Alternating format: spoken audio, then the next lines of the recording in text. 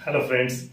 तो आज हम अपनी फर्स्ट वीडियो जो हमने क्वालिटेटिव एनालिसिस के ऊपर बनाई थी, जिसमें हमने बताया था कि हम कार्बन हाइड्रोजन और ऑक्सीजन का कार्बन हाइड्रोजन और नाइट्रोजन का एस्टिमेशन कैसे करते हैं, जिसमें हमने डिस्कशन किया था नाइट्रोजन के एस्टिमेशन में ड्यूमास मेथड एंड जेरजाल मेथड का, और कार्बन और हाइड्रोजन का एस्टिमेशन हमने सिंपली एक साथ किया था।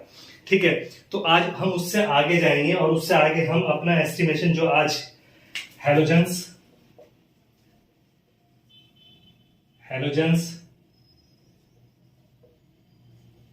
सल्फर, फॉस्फोरस और ऑक्सीजन, ये भी हमारे ऑर्गेनिक कंपाउंड के पार्ट होते हैं। तो आज हम इन चारों का एस्टिमेशन कैसे करते हैं वो हम उसके बारे में हम डिस्कशन करेंगे। ठीक है, तो जैसा कि मैंने जब क्वालिटेटिव एनालिसिस की वीडियो बनाई थी तो उस टाइम मैंने ये जनरल मेथड्स कुछ डिस्क्राइब किए थे कि ऑर्गेनिक कंपाउंड का क्वालिटेटिव एनालिसिस की कौन सा एलिमेंट उस ऑर्गेनिक कंपाउंड के अंदर प्रेजेंट है या नहीं है, वो हम कैसे एनालिसिस करते हैं। ठीक उसी तरीके से उन सब मेथड्स को ही आगे लेके हम क्वांटिटेटिव एनालिसिस करते हैं और उसमें परसेंटेज ऑफ दोज एलिमेंट हम कैलकुलेट करते हैं जो ऑर्गेनिक कंपाउंड के अंदर प्रेजेंट है। तो हमने लास्ट वीडियो में जो कार्बन, हाइड्रोजन और नाइट्रोजन का एस्टिमेशन किया था, आज हम हैलोजन, सल्फर, फास्फोरस और ऑक्सीजन का परसेंटेज एस्टिमेशन करेंगे कि कैसे हम उसको निकालते हैं। तो इसमें सबसे पहले हम लेते हैं कि वही सब मेथड हम डिस्कस करेंगे जो ऑलरेडी हम डिस्कशन कर चुके। सबसे पहले हम लेते हैं एस्टिमेशन ऑफ हैलोजेंस। सबसे पहले हम लेते हैं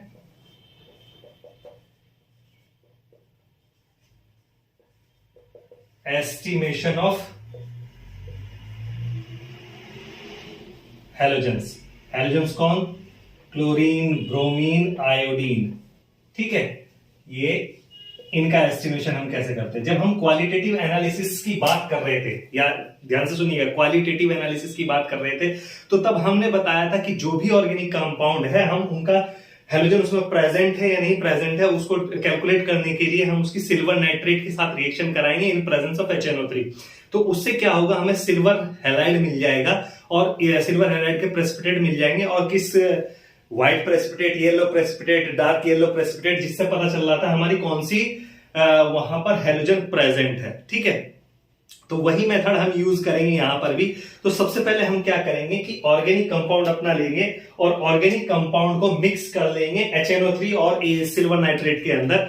और एक जो सिल्वर नाइट्रेट के अंदर, तो उसमें क्या रिएक्शन होती है आपकी, ऑर्गेनिक कंपाउंड अगर वहां पर हैलोजन प्रेजेंट है, ये मैं X से डिनोट कर देता हूं हैलोजन को, हैलोजन फ्रॉम ऑर्गेनिक कंपाउंड, ये सिल्वर नाइट्रेट के साथ में रिएक्शन करेगी और क्या देता है आपको, AgX के प्रेसिपिटेट देता है।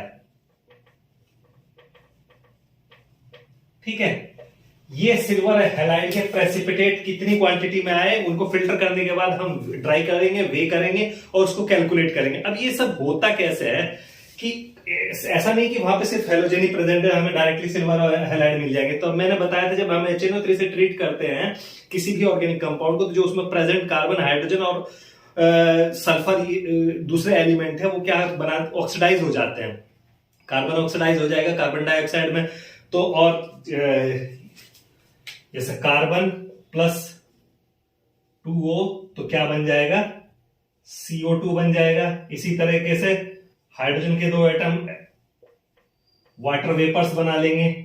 ठीक है, और सल्फर जो है वो आपका वाटर और ऑक्सीजन के साथ में रिएक्ट करके H2SO4 ये बना लेता है। ठीक है, तो इस तरीके से ये सब रिएक्शंस किसकी प्रेजेंस में होती है, HNO3 की।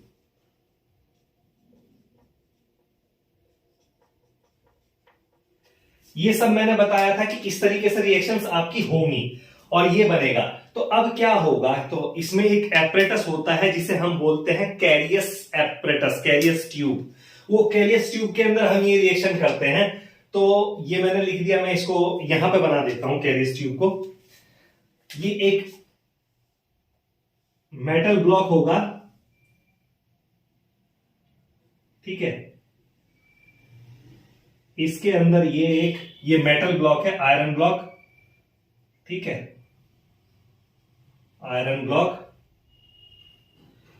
इसके अंदर हम एक ट्यूब रखते हैं,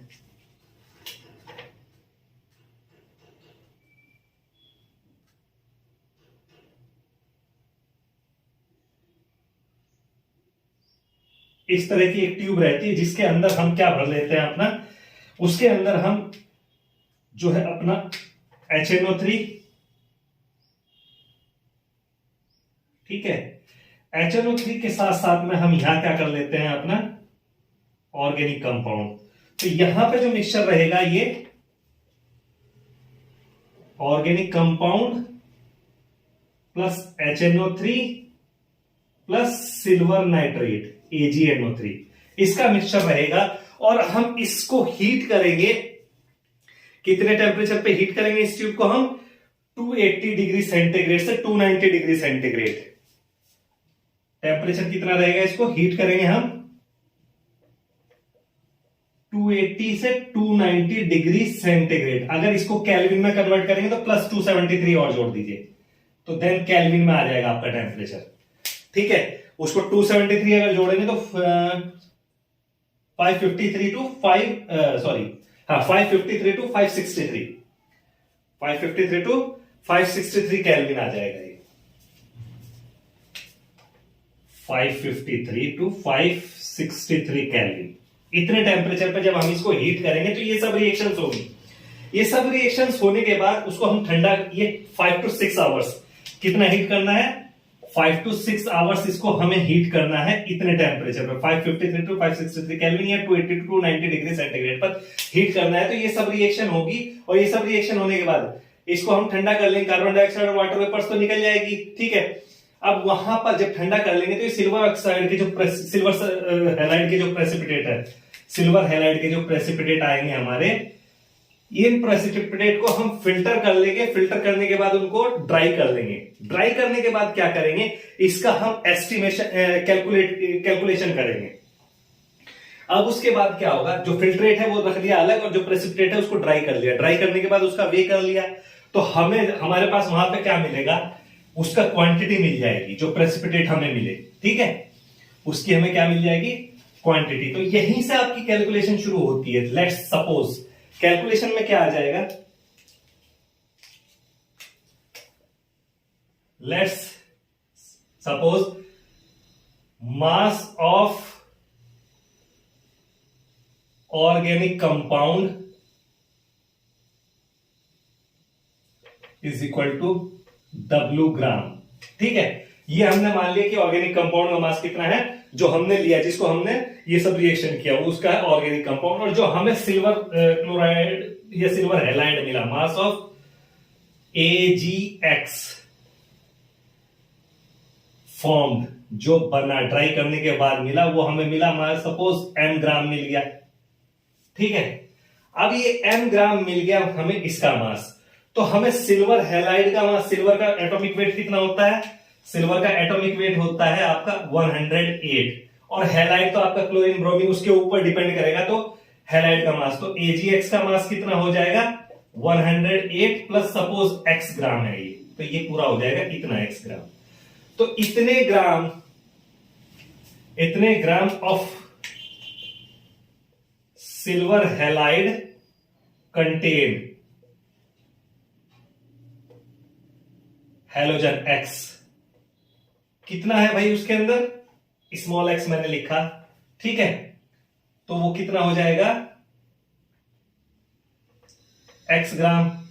अब जो भी होगा उसी हिसाब से इसका मास आ जाएगा। अगर क्लोरीन होगा तो क्लोरीन का मास, ब्रोमीन होगा तो ब्रोमीन का मास, ठीक है, उतना होगा। तो M gram of silver halide contain halogen, तो कितना हो जाएगा भैया ये X into M upon 108 plus X, okay, gram. तो यहां से जब हम निकालेंगे परसेंटेज, तो परसेंटेज क्या आएगी,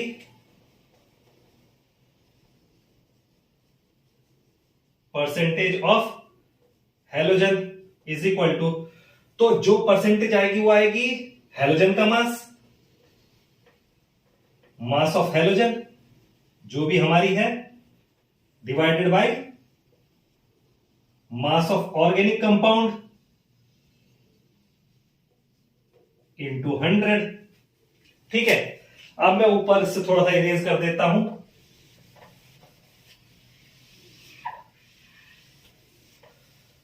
और नीचे से ये ऊपर लेके चलता हूं। तो यहां पे percentage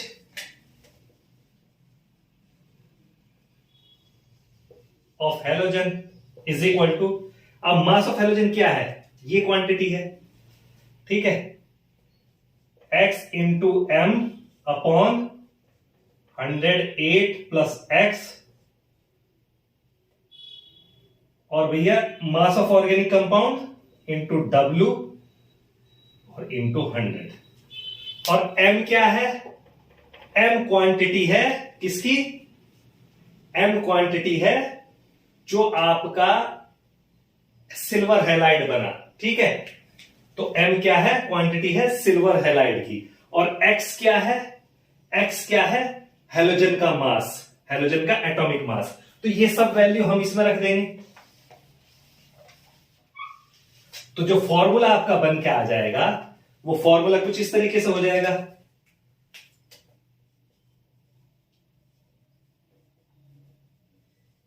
percentage of halogen is equal to, ये एटॉमिक मास, अगर मैं कहूं एटॉमिक मास ऑफ हैलोजन, जो भी आपकी हैलोजन है, x अपॉन ये क्या हो गया, मास ऑफ AgX, ठीक है।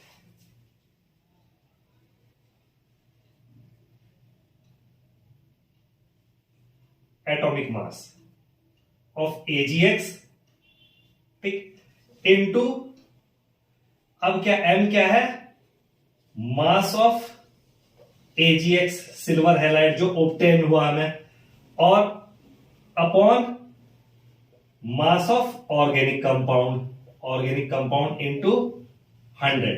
तो इस तरीके से ये सारी वैल्यूज हम रखेंगे, ये हमारा हो जाएगा percentage formula, percentage of halogen. कोई सी भी हैलोजन होगी उसके हिसाब से परसेंटेज बन जाएगी। सपोज मैं मानता हूं, चलिए ब्रोमीन को हम ले लेते हैं फॉर एग्जांपल, तो परसेंटेज ऑफ ब्रोमीन क्या हो जाएगा, ब्रोमीन का atomic mass 80 upon silver halide 108 plus 80 is equal to 188 हो गया। तो ये हो गया above 188, okay, into mass of AgX जो हमें मिला, जो भी क्वांटिटी मिली, मास ऑफ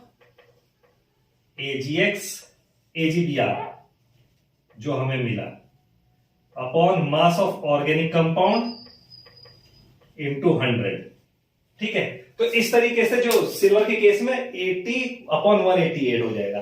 क्लोरीन के केस में क्या होगा, 35.5 अपॉन, इसमें 35 जोड़ लीजिए भाई, 143.5, ठीक है। और आयोडीन के केस में 127 जोड़ लीजिए, और ऊपर 127 आ जाएगा, नीचे 127 108 में जो है 235 आ जाएगा। तो इस तरीके से अलग अलग फॉर्मूलाज बन जाएंगे, जनरल फॉर्मूला ये रहेगा, ठीक है। वीडियो पॉज करके आप फॉर्मूला को नोट कर लीजिए, क्योंकि यही फॉर्मूला लगेगा आपके कैलकुलेशंस करने में, ठीक है। देन इसके बाद हम नेक्स्ट अपना सेकंड जो इसमें लेंगे, एस्टिमेशन ऑफ, इसके बाद आ जाते हैं हम एस्टिमेशन ऑफ सल्फर। अब मैंने पीछे एक रिएक्शन बताई थी कि H2SO4 बनना है अगर कंपाउंड के अंदर सल्फर मौजूद है, तो वो याद रखिएगा, पीछे ही वाली इक्वेशन लेके आएंगे, एस्टिमेशन ऑफ सल्फर। तो भैया वही सेम मेथड है, कोई डिफरेंस नहीं, कैरियस मेथड ही है, कैरियस ट्यूब के अंदर ही रिएक्शन हुई है, HNO3 के साथ ही रिएक्शन हुई है। अब क्या होता है कि सिल्वर के साथ में जो सल्फर अगर होता है वहां पे प्रेजेंट, वो सिल्वर के साथ में प्रेसिपिटेट नहीं देता। तो क्या होता है, जो फिल्ट्रेट हमने नीचे लिया था, याद रखिए मैंने पिछले एस्टिमेशन में हैलोजन की क्या कहा था, फिल्ट्रेट हमने अलग रख लेंगे। फिल्ट्रेट जो हमने नीचे लिया था, अब उसमें हम क्या डाल देंगे, उसमें हम डाल देंगे बेरियम क्लोराइड BaCl2। जैसे ही ये हम डालेंगे तो जो मैंने पिछले उसमें रिएक्शन दिखाई थी कि जो हमारा ये sulphur plus water plus 3 oxygen से क्या बनना था, हमारा H2SO4 बनना था। ये H2SO4 कहां है, उस मदर लीकर के अंदर है, जो हमने फिल्टर किया है उस फिल्ट्रेट के अंदर है। तो ये H2SO4 क्या करेगा, H2SO4 प्लस बेरियम क्लोराइड के साथ रिएक्शन होगी और ये बनाएगा बेरियम सल्फेट प्लस 2HCl। ठीक है, ये तो गैस होती है, इसके प्रेसिपिटेट बनेंगे व्हाइट कलर के, व्हाइट प्रेसिपिटेट। अब क्या करेंगे, फिर से वही कार्यक्रम करेंगे कि इन प्रेसिपिटेट को हम फिल्टर कर लेंगे। इन प्रेसिपिटेट को क्या कर लेंगे, हम फिल्टर कर लेंगे और ड्राई कर लेंगे, मदर लीकर एक साइड। अब जो ये आया, इसका हमें एक क्वांटिटी मिल गई, फिर से सेम वही कैलकुलेशन में जाएंगे हम। लेट्स सपोज, ठीक है, let's suppose mass of organic compound is equal to W gram. ये हमारा ऑर्गेनिक कंपाउंड जो हमने कितना लिया है, W ग्राम लिया है। और इसके बाद mass of barium sulphate precipitate जो बने हमारे, वो हमने मान लिया M ग्राम। ठीक है, कितना मान लिया, M ग्राम मान लिया। ठीक, जब M ग्राम बन गए तो अब बेरियम सल्फेट का जो टोटल एटॉमिक वेट होता है वो होता है 233। ठीक है, बेरियम सल्फेट का एटॉमिक वेट होता है 233। ठीक है, तो यहां पे हमें क्या पता चल रहा है, 233 gram of barium sulphate contains sulphur is equal to, कितनी सल्फर है उसके अंदर भाई, बेरियम सल्फेट के अंदर 32 ग्राम। एक ही तो सल्फर का एटम है ना, तो उसका एटॉमिक वेट कितना है, 32 ग्राम। अब हमारा जो M ग्राम है, तो फिर M gram of barium sulphate contains sulphur, तो 32 इंटू M अपॉन इसका एटॉमिक वेट, ये हो गया इसका। तो परसेंटेज क्या आ जाएगी भैया,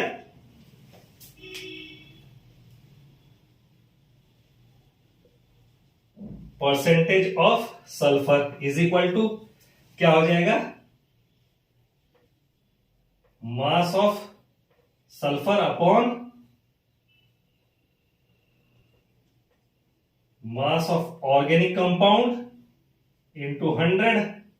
और जब इसकी वैल्यूज रखेंगे, मास ऑफ सल्फर कितना आया है, 32 upon 233 into M upon W into 100। तो ये हमारा फॉर्मूला हो जाएगा सल्फर की परसेंटेज निकालने के लिए। और M क्या है, mass of barium sulphate. M क्या है, मास ऑफ बेरियम सल्फेट। तो मैं इसको यहां लिख देता हूं, परसेंटेज का फॉर्मूला। ठीक है, M क्या है आपका, ये देखिए M क्या है आपका, मास ऑफ बेरियम सल्फेट। तो परसेंटेज का फॉर्मूला क्या आ जाएगा, of sulphur is equal to 32 upon 233 into M क्या हो गया, mass of barium sulphate form upon W क्या है, mass of organic compound into 100। तो इस तरीके से ये आपका जो है एक फॉर्मूला बन जाएगा।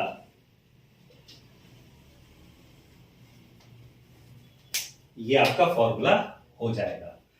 वीडियो पॉज करके फॉर्मूला को नोट कर लीजिए, ठीक है। तो इस तरीके से हम बेरियम सल्फेट का एस्टिमेशन निकालते हैं कि कितना परसेंटेज ऑफ उसमें आपका सल्फर है बेरियम सल्फेट से, ठीक है। नेक्स्ट इसके बाद हम आ जाते हैं एस्टिमेशन ऑफ फॉस्फोरस।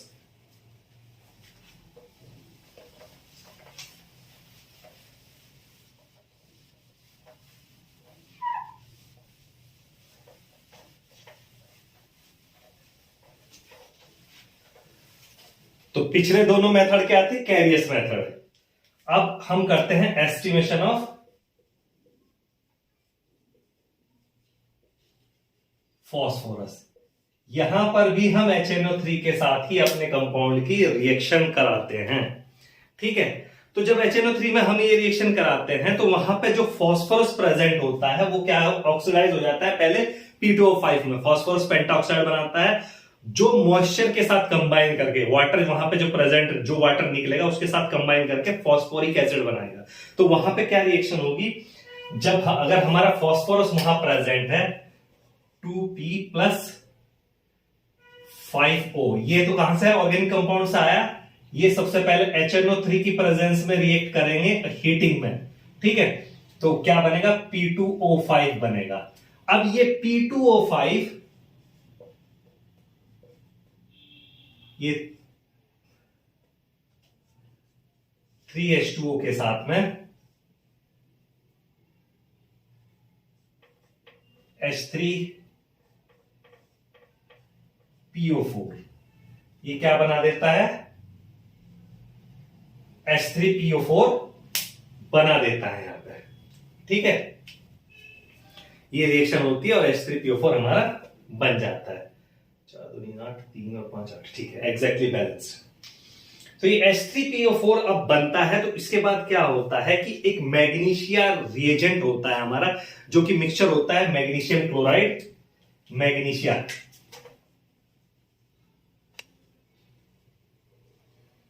इसमें क्या होता है, magnesium chloride plus ammonium chloride plus कुछ ट्रेसेस में अमोनिया भी रहती है, इनका मिक्सचर होता है, इनका सॉल्यूशन, ठीक है। तो जब मैग्नीशिया के साथ मेजर कंटेंट क्या है, मैग्नीशियम क्लोराइड और अमोनियम क्लोराइड, इसकी H3PO4 की रिएक्शन होती है मैग्नीशिया के साथ में।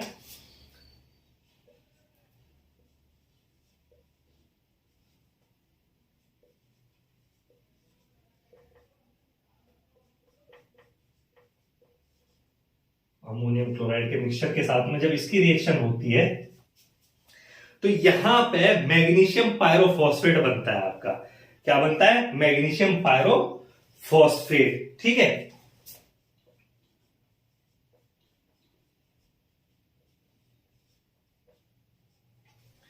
इसका नाम क्या है, magnesium pyrophosphate.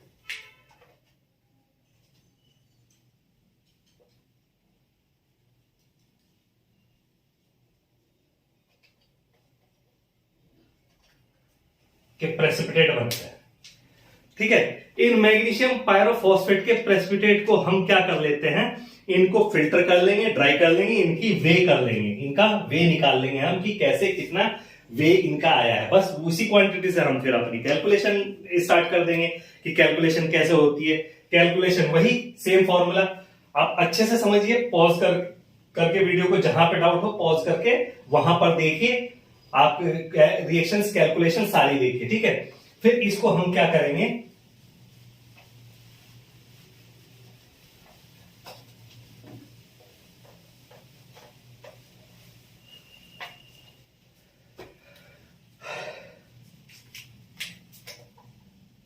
Let's suppose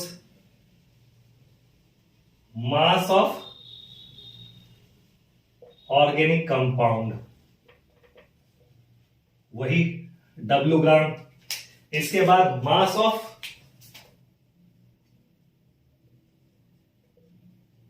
magnesium ammonium phosphate, magnesium ammonium pyrophosphate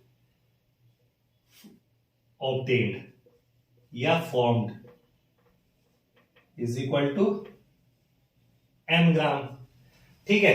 तो भैया इसका जो मॉलिक्यूलर वेट है, इसका मॉलिक्यूलर वेट होता है आपका 222, इसको अगर ऐड करेंगे, इसका जो मॉलिक्यूलर वेट होता है 222। तो यहां से हमें क्या पता चला, 222 ग्राम of magnesium ammonium phosphate pyrophosphate contain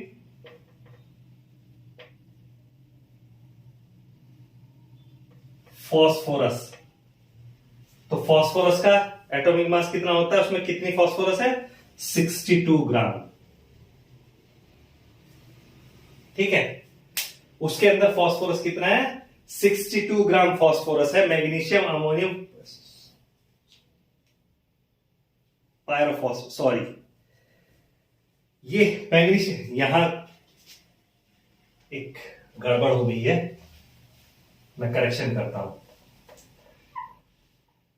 जो मैग्नीशियम अमोनियम पायरोफॉस्फेट है उसको जब हम हीट, मैग्नीशियम अमोनियम पायरोफॉस्फेट ही नहीं, मैग्नीशियम पायरोफॉस्फेट बनेगा इससे। मैग्नीशिया के जो मैग्नीशियम पायरोफॉस्फेट जो बनता है, इस जो हमने ये मैग्नीशियम अमोनियम फॉस्फेट निकाला, जब इसको हम हीट करेंगे, मैग्नीशियम अमोनियम फॉस्फेट को जब हम हीट करते हैं तो ये बनाता है आपका, ये एक रिएक्शन याद रखिएगा, मैग्नीशियम अमोनियम फॉस्फेट को जब हमने हीट किया, इसके दो मॉलिक्यूल को हीट किया, तब बनेगा मैग्नीशियम पायरोफॉस्फेट। ठीक है, Mg2P2O7, Mg2P2O7 ये बनेगा हीट करने पे, इसका नाम है मैग्नीशियम, और अमोनिया निकलेगी 2NH3 प्लस वाटर, ये निकल जाएगा, तो इसका नाम है magnesium ammonium pyrophosphate, magnesium pyrophosphate, magnesium ammonium phosphate से यह है magnesium ammonium phosphate.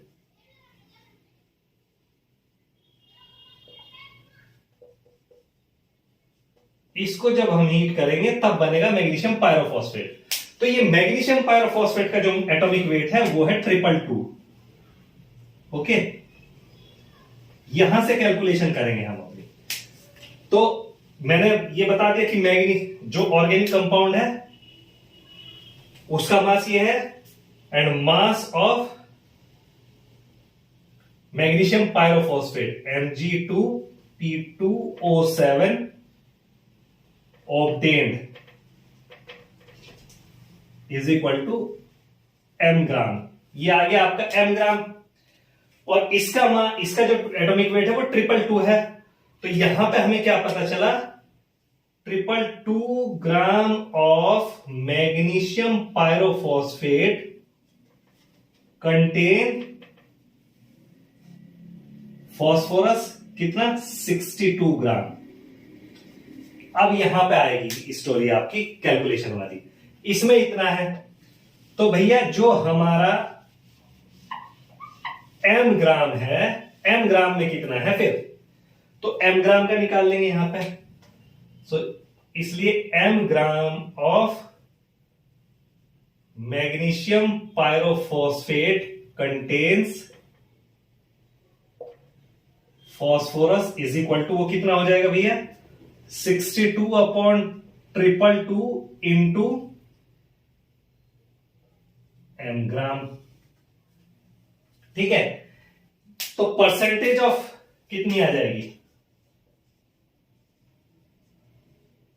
Percentage of phosphorus is equal to mass of phosphorus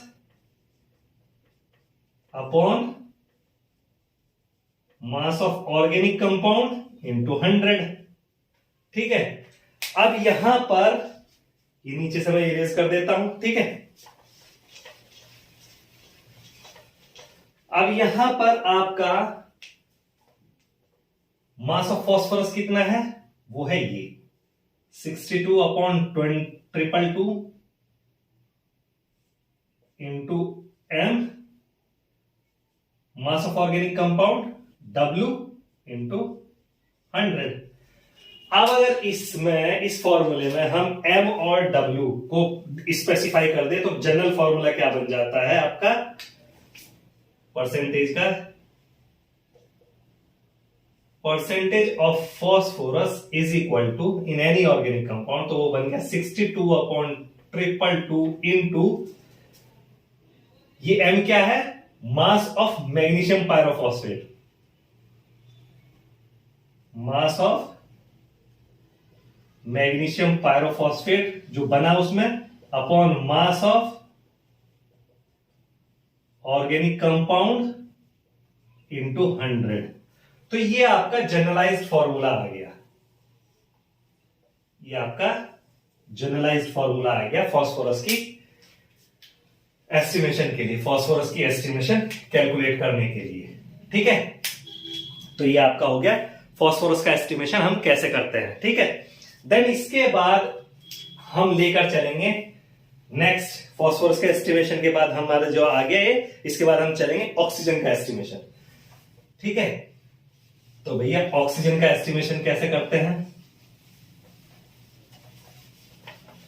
उसके दो मेथड है और एज सच कोई मेथड भी नहीं है।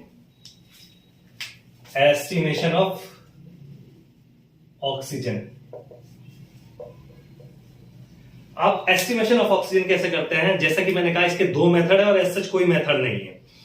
इसको स्पेसिफिकली कैलकुलेट करने का कोई भी मेथड नहीं है। तो हम क्या करते हैं, सिंपली अपने जो भी एलिमेंट उसके अंदर प्रेजेंट है उन एलिमेंट की कैलकुलेशन कर लेंगे और जो रेस्ट उसे 100 से माइनस कर देंगे। टोटल तो 100% होता है जो भी कुछ ऑर्गेनिक कंपाउंड, तो 100 में से उस टोटल वैल्यू को माइनस कर देंगे जो अदर कंपोनेंट की वैल्यू है, तो बची हुई वैल्यू जो होगी वो ऑक्सीजन की परसेंटेज बताएगी। ठीक है, तो सिंपल सा क्या है, परसेंटेज ऑफ ऑक्सीजन यहां से कैसे कैलकुलेट हो जाती है, percentage of oxygen is equal to 100 minus percentage of all other element in organic compound. इसको माइनस कर देंगे तो ये हमारी ऑक्सीजन की परसेंटेज बता देगा। एक मेथड तो ये है। ठीक है, लेकिन कुछ फॉर्मूलाज, कुछ कैलकुलेशन ऐसी आ जाती है कि वो आपको कार्बन डाइऑक्साइड की परसेंटेज बताता है। और हमने जब कार्बन का एस्टिमेशन किया था तो वहां हमने कार्बन डाइऑक्साइड की क्वांटिटी बताता है कि इतनी कार्बन डाइऑक्साइड निकली। ठीक है, तो उसमें हमने निकाला था कार्बन की परसेंटेज कितनी है, लेकिन भैया कार्बन डाइऑक्साइड खाली कार्बन से थोड़ा ही बना, वहां पर ऑक्सीजन भी है, उस ऑक्सीजन से भी बना, तो वहां से भी एक फॉर्मूला निकल जाता है हमारा कि परसेंटेज ऑफ, जैसे हमने कार्बन के केस में रखा था 12/44, क्योंकि कार्बन डाइऑक्साइड का एटॉमिक मास कितना है 44 और कार्बन का एटॉमिक मास कितना है 12, तो हमने 12/44 रखा था। अब यहां ऑक्सीजन की बात होगी तो CO2, एक मॉलिक्यूल कार्बन डाइऑक्साइड का कितना ऑक्सीजन दे रहा है, O2 ऑक्सीजन दे रहा है, वो कितना दे रहा है 32 ग्राम, यानी कि 44 ग्राम से दे रहा है 32 ग्राम। तो दूसरी परसेंटेज उसकी कैसे निकल जाएगी, वो सिंपल है, हम अपना कार्बन का जहां 12 लगाया था उसकी जगह पे हम लगा देंगे क्या, परसेंटेज ऑफ ऑक्सीजन, उसी फॉर्मूले में 12 की जगह हम क्या रख देंगे 32/44 into mass of carbon dioxide form upon mass of organic compound into 100। तो एक फॉर्मूला ये भी है जिससे हम इसका एस्टिमेशन निकाल सकते हैं। तो ये न्यूमेरिकल यूज के लिए वहां पे वो दे दे कि भैया इतनी कार्बन डाइऑक्साइड और भी परसेंटेज बताओ कार्बन और ऑक्सीजन की। ठीक है, तो वहां पर 12 रख देंगे, यहां पर तो कार्बन की परसेंटेज निकल जाएगी, 32 रख देंगे तो ऑक्सीजन की परसेंटेज निकल जाएगी। तो इस तरीके से हम वो न्यूमेरिकल भी कैलकुलेट कर सकते हैं इस फॉर्मूले के साथ में। ठीक है, चलिए अब कुछ एग्जांपल्स, कुछ एक दो क्वेश्चंस ले लेते हैं जिससे आपको चीजें क्लियर हो जाएंगी।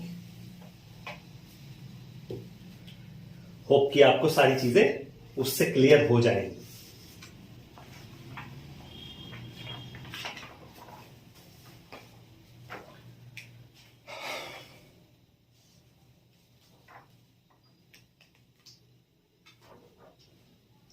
तो क्वेश्चन है 0.15 ग्राम of an organic compound give 0.12 gram of silver bromide.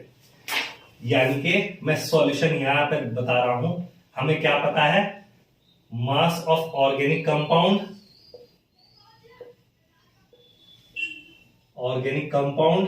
वो कितना दिया है उसने, 0.15 ग्राम। देन उसके बाद क्या दिया है, दूसरी चीज क्या दी है, gave 0.12 gram of silver bromide, mass of AgBr, आपका सिल्वर ब्रोमाइड फॉर्म्ड जो आपकी रिएक्शन में बना 0.12 ग्राम, ये भी दिया है। ठीक है, उसके बाद कह रहा है find the percentage of bromine in the compound. तो percentage of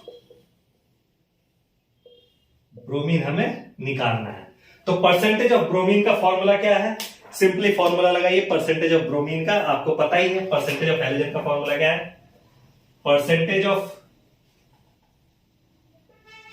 bromine is equal to, मैंने बताया था, atomic mass of bromine upon atomic mass of silver bromide into mass of silver bromide upon mass of organic compound into 100।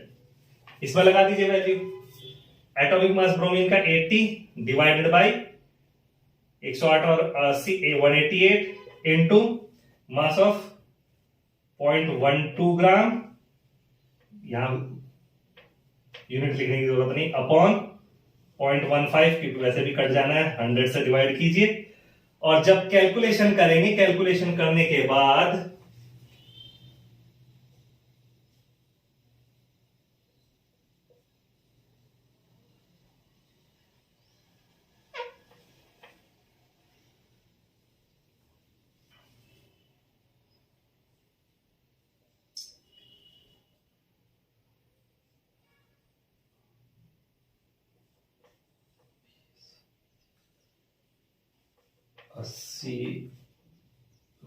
अस्सी divided by 188 into 5, 188। जब इसकी calculation करेंगे तो calculation करने के बाद आपका अप्रोक्सीमेट आंसर आ जाएगा 34 एग्जैक्ट आंसर जो आएगा वो 34.04% आ जाएगा। ये आंसर होगा, आप कैलकुलेशन करेंगे, मेरे पास आंसर है तो मैंने लिख दिया है, आप कैलकुलेट करके निकालेंगे तो उतना ही आएगा। अगर 6400 डिवाइडेड बाय 188 जब आप करेंगे तो अप्रोक्सीमेटली वो आपका इतना ही आएगा। यस, ठीक है, ये एक सॉल्यूशन हो गया। नेक्स्ट क्वेश्चन लेते हैं।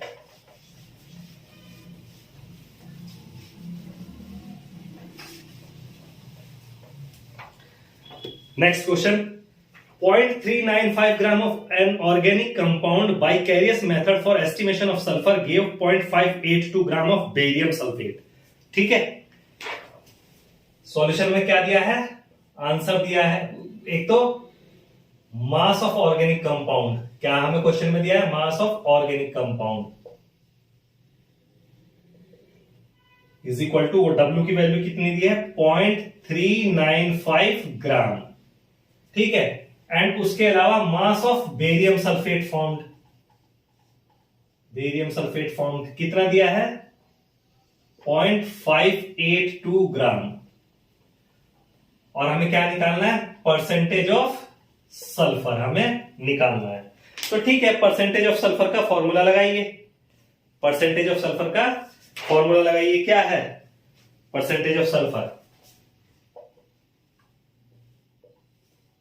32/233 into mass of barium sulphate upon mass of organic compound into 100। रखिए भैया, 32/233 into 0.582 upon 0.395 into 100। Okay, point से पॉइंट कटेगा, काटिए।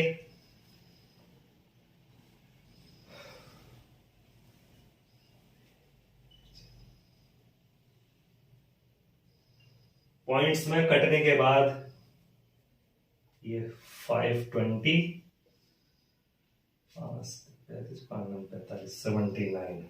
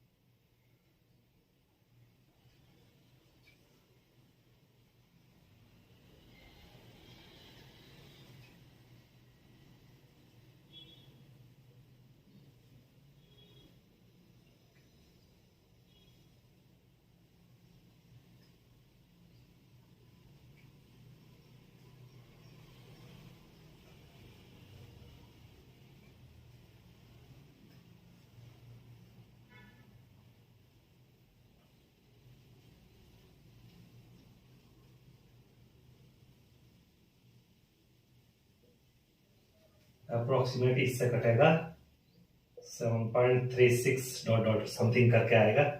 और आफ्टर कैलकुलेशन यहाँ हो गया ये, इसकी 20 से इसके साथ मल्टीप्लाई कर दो, 32 दूनी 64, 640 into 7.36 dot dot something divided by 233। इससे डिवाइड करेंगे तो आपका अप्रोक्सीमेट आंसर आ जाएगा 20.24%।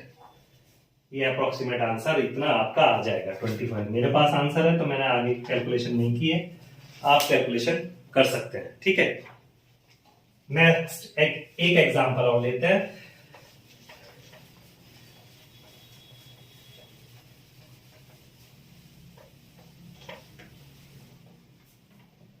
नेक्स्ट क्वेश्चन है 0.12 ग्राम of an organic compound containing phosphorus gave 0.22 gram of magnesium pyrophosphate by usual analysis. Calculate the percentage of phosphorus in the compound. ठीक है, तो हमें क्या दिया हुआ है? हमें दिया हुआ है mass of organic compound. Organic compound कितना दिया है? ये दिया है इसमें 0.12 ग्राम। और दूसरी चीज दी है mass of magnesium pyrophosphate formed, जो कि आपकी रिएक्शंस में यूजुअल एक्सपेरिमेंट में बना 0.22 ग्राम। ठीक है, एग्जाम में कभी भी कोई डिफिकल्ट कैलकुलेशन नहीं आती, वहां पे इजी कैलकुलेशन आएगी। ठीक है, ये एग्जांपल के लिए हमने कुछ डिफिकल्ट कैलकुलेशन भी ले ली। एग्जाम में कभी डिफिकल्ट कैलकुलेशन नहीं आती है क्योंकि वह बहुत शॉर्ट टाइम होता है, तो कैलकुलेशन इतनी इजी आ जाएगी, आप देखेंगे कि डायरेक्टली सब चीजें कटेंगी। ठीक है, तो हमें निकालना है परसेंटेज ऑफ फॉस्फोरस, ये कैलकुलेट करना है। तो परसेंटेज ऑफ फॉस्फोरस का फॉर्मूला लगाइए भैया। क्या फॉर्मूला निकाला था अभी हमने परसेंटेज ऑफ फॉस्फोरस का? 62/222। ठीक है, डिवाइडेड बाय 62/222 डिवाइडेड बाय कैसे कैसे क्या निकाला था? Mass of 62/222 into mass of magnesium pyrophosphate formed upon mass of organic compound into 100। यहां पर सब वैल्यू लगाइए, 62/222 इंटू ये 0.22 अपॉन 0.12 इंटू 100। पॉइंट से पॉइंट कटेगा। ठीक है, 11 बार कटा। ओके,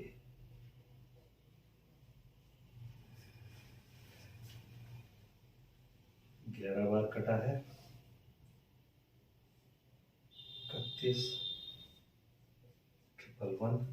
ठीक है, तो दो थी अच्छे, 20,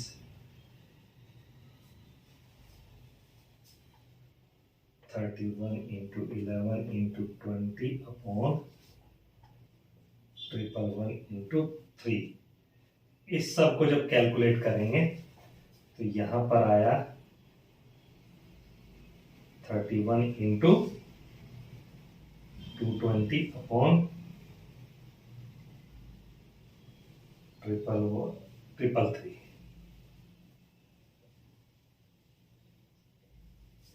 तो सबको कैलकुलेट करके अप्रोक्सीमेट आपका 51.20% आपका आएगा। यही आंसर है।